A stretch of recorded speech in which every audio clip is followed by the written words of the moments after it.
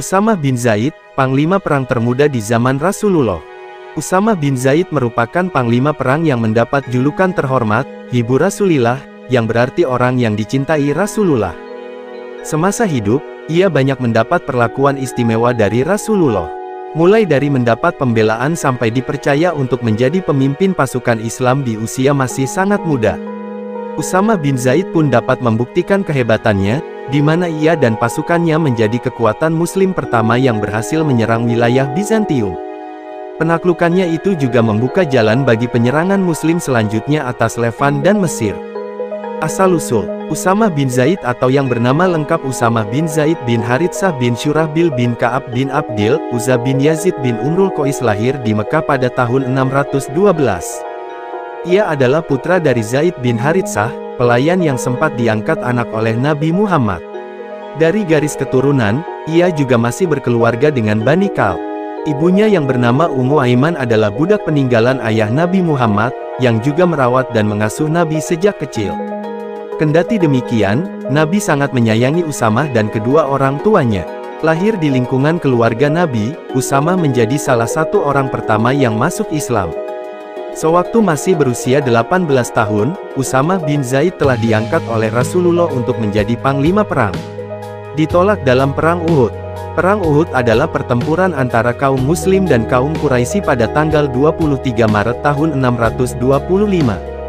Dalam pertempuran ini, kaum Muslim mengirim tentara Islam sebanyak 700 orang, sementara kaum Quraisy sebanyak 3.000 orang. Tentara Islam dipimpin langsung oleh Rasulullah, sedangkan tentara Quraisy dipimpin Abu Sufyan. Usut punya usut, perang ini disebut Perang Uhud karena terjadi di dekat Bukit Uhud.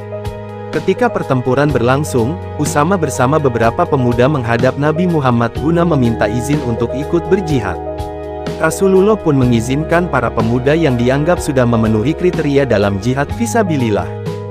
Sayangnya, di antara golongan para pemuda yang bersamanya, Usamah ditolak karena saat itu usianya masih sangat kecil untuk mengikuti peperangan. Bertempur dalam Perang Khandaq, ditolak dalam Perang Uhud, Usamah masih terus mencoba dengan memohon izin mengikuti pertempuran, yaitu pada Perang Khandaq.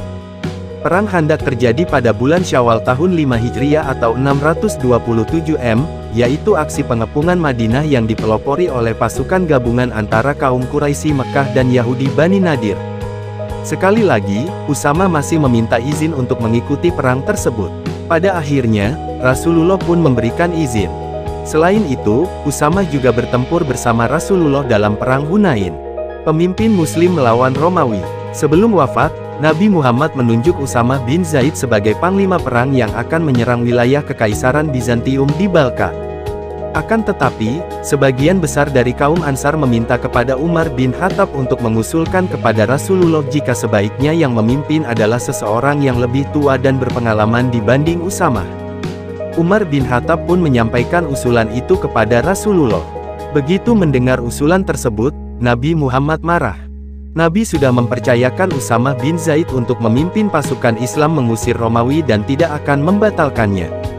Usamah bin Zaid pun dapat membuktikan kehebatannya, di mana ia dan pasukannya menjadi kekuatan Muslim pertama yang berhasil menyerang wilayah Bizantium. Penaklukannya itu juga membuka jalan bagi penyerangan Muslim selanjutnya atas Levan dan Mesir. Keistimewaan Usamah bin Zaid. Setelah kematian Nabi Muhammad, Usamah bin Zaid menetap di Wadi Al-Qura, kemudian di Madinah. Usamah bin Zaid wafat pada tahun 680 di Madinah. Semasa hidup, berikut ini keistimewaannya. Mendapat pembelaan dari Rasulullah ketika para sahabat mempertanyakan kepemimpinannya. Mendapat perlakuan istimewa sewaktu kecil. Umar bin Khattab menghormatinya.